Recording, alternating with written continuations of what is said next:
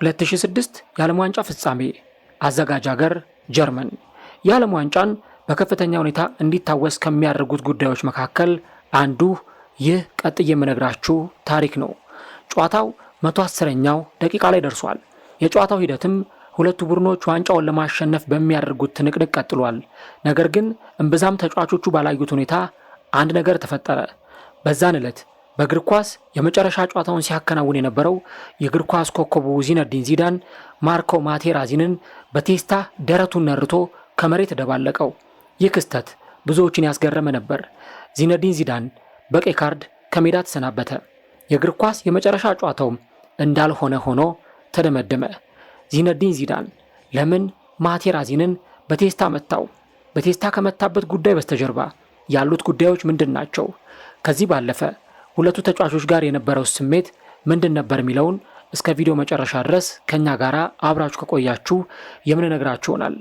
ሰላም ጤና ይስጥልን። የተወደዳችሁና የተከበራችሁ ውድ ቻናላችን ተከታታዮች እንዴት ናችሁልን?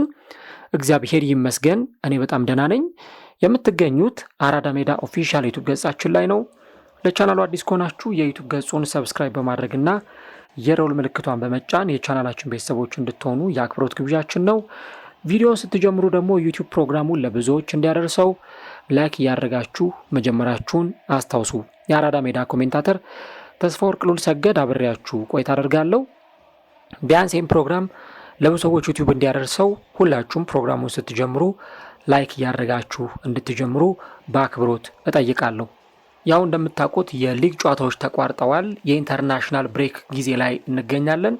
ስለዚህ ሁልጊዜ እንደምናደርገው በእንደዚህ አይነት ወቅቶች ላይ አለፍ አለፍ እያልን የቀድሞ ታሪኮችን የምናነሳ ይሆናል ማለት ነው።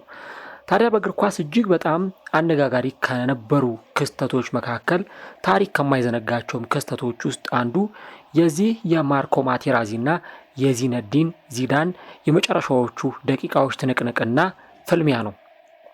ይህ ታሪክ እንዴት ሊፈጠር ቻለ? ከዛስ ጉዳይ በኋላ ከዓመታት ቆይታ በኋላ ሁለቱ ተጫዋቾች ምን አይነት አስተያየት ሰጡ? እና ደግሞ ይህንን ጉዳይ ዚነዲን ዚዳን ሲፈጽመው ይህን ነገር እንዲያደርግ ያስገደደው ምክንያት ምንድን ነበር የሚለውን እዚህኛው ፕሮግራማችን ላይ እናነሳለን። እንግዲህ ዚነዲን ዚዳን በቴስታ ማቴራዚንን መጥቶ መሬት ላይ ሲጥለው ብዙዎቹ እጅግ በጣም ተገርመው አለፍ ሲልም ደግሞ ለዚዳን አዝነው ነበር። ምክንያቱም ዚዳን በዓለማችን እግር ኳስ እጅግ በጣም አስገራሚና ውጤታማ የነበረ ተጫዋች ነበር። በእግር ኳስ ዘመኑ በ1998 ከሀገሩ ጋር የዓለም ዋንጫን ማሸነፍ የቻለ እንዲሁ ደግሞ የአውሮፓ ዋንጫንም ከሀገሩ ጋር ማሳካት የቻለ ድንቅ ተጫዋች፣ በአውሮፓ ቻምፒየንስ ሊግ የፍጻሜ ጨዋታ ያችን ማትዘነጋ የቮሊ ጎል በማስቆጠር ሪያል ማድሪድን የቻምፒየንስ ሊግ አሸናፊ ማድረግ የቻለና ብዙ ስኬታማ ጊዜያትን ዓመታትን ማሳለፍ የቻለ ተጫዋች ነው እና ወደ 2006 የዓለም ዋንጫ ሲመጣም ምናልባት ሀገሩን በእንደዚህ አይነት ሁኔታ እንዴት ወደ ውጤታማነት ሊያደርሳት ይችላል የሚሉ ነጥቦች ይነሱ ነበር። የቡድኑ ካፕቴን ወይም የቡድኑ አምበል ሆኖ ነው ወደዛ ቶርናመንት ያቀን ነው። ታዲያ ዚዳን በዛ ቶርናመንት ላይ ያሳይ የነበረው ፐርፎርማንስ እጅግ በጣም የሚያስደንቅና ብዙዎችን ያስጨበጨበ ነበር። እንግዲህ 30 ዓመቱ አልፎ ነበር ወደዛ ዓለም ዋንጫ ሄደው ወደ 33 ወይም 34 ዓመቱ ገደማ ይሆናል። ነገር ግን እዛ ዓለም ዋንጫ ላይ ፐርፎርመንስ ያደርግ የነበረው ልክ እንደ አንድ 20ዎቹ መጀመሪያ ላይ እንደሚገኝ ወጣት ተጫዋች ነበር። በ16ቱ ጥሎ ማለፍ ስፔን ላይ ጎል ማስቆጠር ችሏል። በግማሽ ፍጻሜ ደግሞ እንደዚሁ የፖርቱጋል ብሔራዊ ቡድን ላይ ጎል ማስቆጠር የቻለ ተጫዋች ነው። እንዲሁ ደግሞ በሩብ ፍጻሜው ብራዚልን ሲያሸንፉ ቴሪ ዳንኤል ኦንድሪ ላስቆጠራት ጎል ኳሱን አመቻችቶ ማቀበል የቻለው ወይም አሲስት ያደረገለት ይኸው ተጫዋች ዚነዲን ዚዳን እና ከዚህ ከጣሊያን ጋር በሚደረገው የፍጻሜ ጨዋታ ላይ ዚነዲን ዚዳን በደማቅ ሽኝት የእግር ኳስ ኬሪየሩን ያጠናቅቃል፣ እግር ኳስን በዚህ ደማቅ ውጤት ይሰናበታል የሚሉ በጣም ብዙ ግምቶች ነበሩ።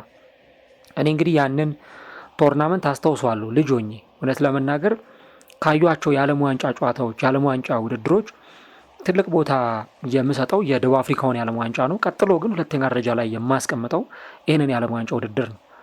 እንግዲህ እግር ኳስን መመልከት ከጀመርኩበት ጊዜ ጀምሮ በዓለም ዋንጫ መድረክ ቢያንስ 5 የዓለም ዋንጫዎችን አይቻለሁ።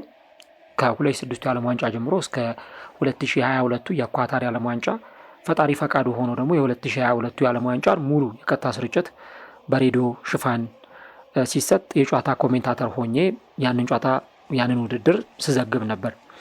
ነገር ግን 2006 የዓለም ዋንጫ ላይ በጣም ብዙ አስገራሚ ነገሮች ነበሩ እና የፍጻሜ ጨዋታ ሲደረግ በተለይ ለዚዳን ያንን ቶርናመንት በድል የሚያጠናቀቅበት ያንን ቶርናመንት በውጤታማነት የሚጨርስበት ነው የሚሉ አመኔታዎችና ግምቶች ነበሩ። አጀማመሩም እንደዛ ይመስል ነበር። ምክንያቱም ማሉዳ ላይ በተሰራው ጥፋት ምክንያት የፍጹም ቅጣት ምት ተሰጥቶ ነበር። ያንን የፍጹም ቅጣት ምት በአስገራሚ የፓኔንካ የፍጹም ቅጣት ምት አመታት ወደ ጎልነት ያችን ኳስ ቀይሮ ነበር። በኋላ ላይ ማቴራዚ በግንባር ገጭቶ ለጣሊያን ብሔራዊ ቡድን ጎል አስቆጠረ። ጨዋታው 1-1 ቀጠለ ማለት ነው። መደበኛው 90 ደቂቃ በዚህ ሁኔታ ነበር የተጠናቀቀው። ከዛ ጭማሪ 30 ደቂቃዎች ተከተሉ። እንግዲህ 110ኛው ደቂቃ ላይ ነው ይሄ ሁኔታና ይሄ ክስተት የተፈጠረው። ምንድነው ይሄ ክስተት የሚለውን እንመልከተው። እንግዲህ ከዛ በኋላ ሁለቱም ተጫዋቾች እንደተናገሩት ራሱ ዚነዲን ዚዳንም እንዲሁ ደግሞ ማቴራዚንም እንደተናገሩት ሁለቱም የራሳቸው የሆኑ አስተያየቶችን ሰጥተዋል። ሁለቱ ተጫዋቾች ኳሱ በጨዋታ ሂደት ላይ በቀጠለበት ጊዜ የሆነ የተነጋገሩት ነገር ነበር። ዚዳን ንቆ ትቶት ለማለፍ ሞክሮ ነበር። ከዛ በኋላ ግን አሁንም ማቴራዚ መናገሩን አልተወም። ከዛ በኋላ ዞር ብሎ ወዲያውኑ በቴስታ ነበር ደረቱ ላይ መጥቶ ማቴራዚንን የዘረረው ማለት ነው እና በጣም የሚያስደነግጥ ነበር። ራሱ ማቴራዚንም እንደሚናገረው በፍጹም አልጠበቅኩም ነበር፣ የዚዳን ሪያክሽን እንደዛ ይሆናል የሚል ግምት አልነበረኝም ብሎ ነበር የተናገረው። እንግዲህ ምን ያክል ነገሩ በጣም ያልተጠበቀና ድንገቴ እንደነበር፣ በጣም ቅጽበታዊ በፍራክሽን ኦፍ ሰከንድ የተወሰነ ውሳኔ ነበር በኋላ ለእንደዚህ አይነት ሁኔታ ማቴራዚንን የዳረገው። የመሃል ዳኛውም በቀይ ካርድ አስወጡት ዚነዲን ዚዳንን። እንግዲህ ዚዳን የዓለም ዋንጫ ፍጻሜ ጨዋታውን ነው የሚያከናውነው። በጣም ትልቅ መድረክ ነው፣ የዓለም ዋንጫ መድረክ ነው። የመጨረሻ ጨዋታውን ነው የሚያከናውነው። ስለዚህ ይሄን የመጨረሻ ጨዋታውን የሚያከናውነው ተጫዋች ምናልባትም ደግሞ በእንደዚህ አይነት ሁኔታ ከእግር ኳስ ባይገለል ተመራጭ ይሆን ነበር፣ ወይም ደግሞ በቀይ ካርድ ከሜዳ ባይወጣ፣ በቀይ ካርድ ከሜዳ ባይሰናበት እና እንዲህ ባለው ሁኔታ እግር ኳስን ባያቆም በጣም ተመራጭ ነገር ነበር። ግን በቀይ ካርድ ከሜዳ ወጣ። እናም ታናሉን ለብቻው አቋርጦ ሄደ ማለት ነው። ይህ ከሆነ በኋላ ጨዋታው ወደ መለያ ምት አመራ። ትሬዚጌ የመለያ ምት አመከነ በፈረንሳይ በኩል። በኋላ ጣሊያኖች ያንን ጨዋታ ግሮሶ የመጨረሻውን የመለያ ምት መጥቶ አስቆጠረና ጨዋታውን አሸንፈው ዋንጫውን ከፍ አድርገው ጣሊያኖች አነሱ ማለት ነው። እና ይህ ከሆነ እንግዲህ ከረጅም ጊዜያት በኋላ ከረጅም ዓመታት በኋላ ሁለቱም ሰዎች ተጠይቀው ነበር። ማቴራዚ ምን ብለኸው ነው? ምን ተፈጥሮ ነው እንደዛ ሊመታ የቻለው ተብሎ ተጠየቀ። በአንጻሩ ደግሞ ዚነዲን ዚዳንም ምን ብሎክ ምን ተናግሮክ ነው? በምን ተጣልታችሁ በምን ተጋጅታችሁ ነው እንደዚህ አይነት ውሳኔ የወሰንከው የሚል ጥያቄ ነበር የተጠየቀው። እና ዚዳን ሲናገር እንግዲህ ከዛ በኋላ ለሌኪፕም ቃለመጠይቅ ሰጥቷል። በተለያዩ ቦታዎችም ላይ ቃለመጠይቅ ሲሰጥ ነበር። እንደ ዚነዲን ዚዳን አስተያየት ከሆነ በዛ ጨዋታ ላይ ማሊያይን በቃ ይጎትተኝ ነበር እና ማሊያይን እንዳይጎትተኝ ነገርኩትና ማሊያይን የምትፈልገው ከሆነ ጨዋታው ሲያልቅ እሰጥሃለሁ ብዬ ነገርኩታል። እንግዲህ ተከላካዮች ሁልጊዜ የፊት መስመር ተጫዋቾችን ማርክ ሊያደርጉ እንደሚችሉ ወይ ደግሞ ማርክ አድርገው ሊይዟቸው ወይ ደግሞ ኮንትሮል ሊያደርጓቸው እንደሚችሉ ይታወቃል። ያ ትልቁና ምንም የማያከራክረውም ጥያቄ ይመስለኛል። ከተጫዋቾች ጋር በተለይም ደግሞ ከፊት መስመር ተጫዋቾች ጋር ሊያጠቁ ይችላሉ፣ ጎሎችን ሊያስቆጥሩ ይችላሉ ተብሎ ከሚታሰቡ ተጫዋቾች ጋር በጣም በከፍተኛ ሁኔታ እንደዚህ አይነት ይሄ ማርክ የማድረግ ሲስተሞችን አሳይተው እነዛን ተጫዋቾች ለማስቆም ከፍተኛ ጥረቶችን ሲያደርጉ ልንመለከት እንችላለን። እንግዲህ የዚህ የማቴራዚንም ተግባር እንደዚሁ ነበር። ከዛ በኋላ ግን ማቴራዚን የተናገረው ነገር ዚዳንን እንዳበሳጨው ነው በወቅቱ ከዛም በኋላ በነበረው ጊዜ አስተያየቶች ሲሰጡ የነበረው። እኔ ከማሊያው ይልቅ ከአንተ ማሊያ ይልቅ የምፈልገው እህትህን እንድትሰጠኝ ነው ብሎ ነበር ማቴራዚ ለዚነዲን ዚዳን የተናገረው። እና ካያችሁት ዚዳን አልፎ እየሄደ ነበር፣ ማቴራዚንን አልፎት እየሄደ ነበር። ግን የነገር ሲፈጠር ነገሩን መቆጣጠር አልቻለም፣ ወይም ስሜቱን ኮንትሮል ማድረግ አልቻለም። ስለዚህ ወዲያውኑ ዞረና በቴስታ ደረቱ ላይ መጥቶ ጣለው ማለት ነው። እና አመታቱን ራሱ ስታዩት ብዙ የተለመደ አይነት አመታት አይደለም እውነት ለመናገር ግን ተጫዋቹ ደግሞ ያንን ነገር አደረገው። አልቢትሩ በቀይ ካርድ ከዛ ጨዋታ እንዲወጣ አደረጉት። ይሄ ነገር ነው የተፈጠረው። ታዲያ ዚዳንን ምንድን ነው እንደዚህ ያስቆጣው? ዚዳንን በዚህ ልክ በጣም ስሜታዊ እንዲሆን ያደረገው ነገር ምንድን ነው የሚለው በኋላ ላይ እሱም ተጠይቆ የመለሰው ጉዳይ ነበር እና በሰዓቱ እናቴ ታማ ነበረ። እህቴ ደግሞ እናቴን የምትንከባከባት እናቴን ትሪት የምታደርጋት እሷ ነበረች እና በዛ ሰዓት ላይ እንደዚህ አይነት ነገር ሲናገር ያበሳጨኝ ለዚሁ ነው የሚል አስተያየቱን ነበር የሰጠው። እንግዲህ እንደዚህ አይነት መድረኮች ላይ ምን አይነት ጉሽሚያዎች ሊኖሩ እንደሚችሉ ይታወቃል። ግን ደግሞ እንደዚህ በጣም ፐርሰናል የሆኑ ነገሮች ተፈጥረው እንደዚህ አይነት የመጨረሻ የእግር ኳስ ሞመንቶች ይኖራሉ የሚል ግምት ማንም ጋር አልነበረም። ግን መጨረሻ ላይ የተፈጠረው ያው ጉዳይ ነው። ማቴራዚንን ደግሞ እንደምታውቁት በጣም እንደው ትልቅ የሚባል ተጫዋች ነው። በጣሊያን ሴሬ መጫወት የቻለ ለኢንተር ሚላን ሲጫወትም የነበረ ተጫዋች እና ይቅርታ ተባብለናል ብሏል ዚዳን። ነገር ግን ይሄንን ነገር በማድረጌ ወይም እሱን እንደዛ በመምታቴ በፍጹም አልጸጸትበትም ብሎ ነበር የተናገረው። በአንጻሩ ደግሞ ማርኮ ማቴራዚ ይሄንን ጉዳይ በተመለከተ አንድ አስተያየት ሰጥቷል። ከዛ በኋላ የረጅም ጊዜያት ካለፉ በኋላ ነው ይህንን አስተያየት የሰጠው። ኢቭን ከሪዮ ፈርዲናንድም ጋር ቆይታ አድርገው ነበር። እንደዚህ አይነት ሪያክሽን ያሳያል ብዬ በፍጹም አልጠበቅኩም ነበር እና በጣም ገርሞኛል አለ እና በዚህ ጥፋት ምክንያት ሁለታችንም ቀይ ካርድ የምናይበት እድል በጣም ሰፊ ነበር፣ ግን እኔ ቀይ ካርድ አለማየቴ በጣም እድለኛ ነኝ ሲል ነበር የተናገረው እና በሁለታችን መካከል አንዳንድ ንግግሮች ነበሩ። እሱም ለሀገሩ አስቆጥሯል፣ እኔም ደግሞ ለሀገሬ አስቆጥሬያለሁ። የኛ የናሽናል ቲማችን አሰልጣኝ ማርሴሎ ሊፒ ማርክ እንዳደርገው ተጫዋቹን ኮንትሮል እንዳደርገው እንድቆጣጠረው ነግረውኝ ነበር።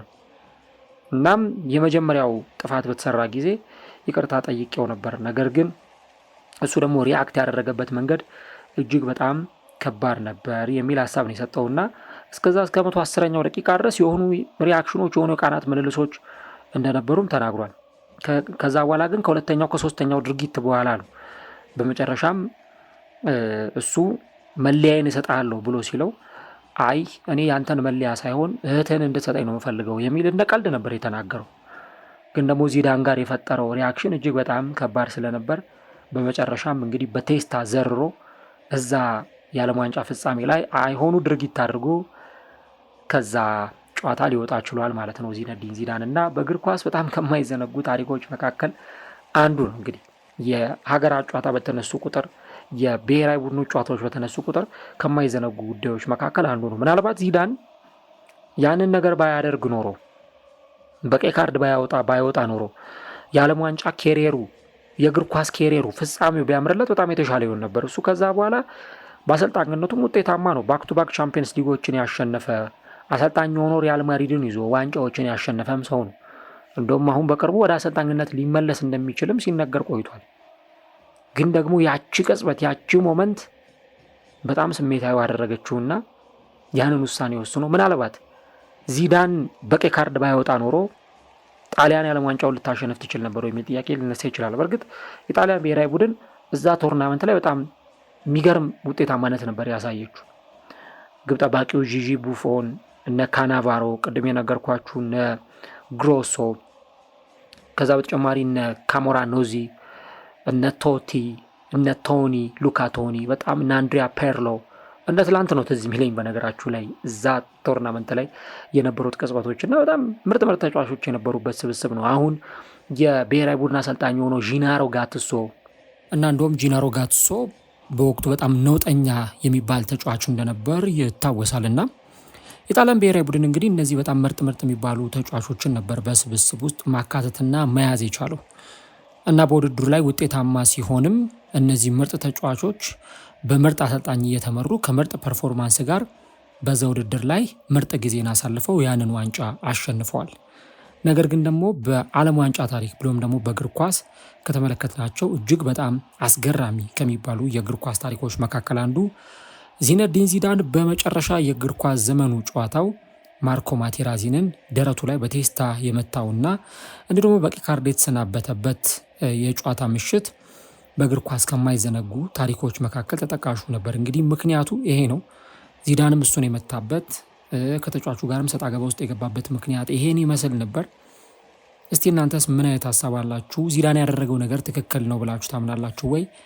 እናንተስ በዚዳን ቦታ ብትሆኑ ምን ታደርጉ ነበር? ሀሳቦቻችሁን ኮሜንት ላይ ጻፉልኝ። እጅግ በጣም አስገራሚና አነጋጋሪ ከሚባሉ የእግር ኳስ ታሪኮች መካከል አንዱ ግን ዚነዲን ዚዳን ማርኮ ማቴራዚንን በቴስታ ብሎ መሬት ላይ የዘረረበት ጨዋታ በእግር ኳስ ታሪክ ከማይዘነጉ ታሪኮች መካከል አንዱ ነው።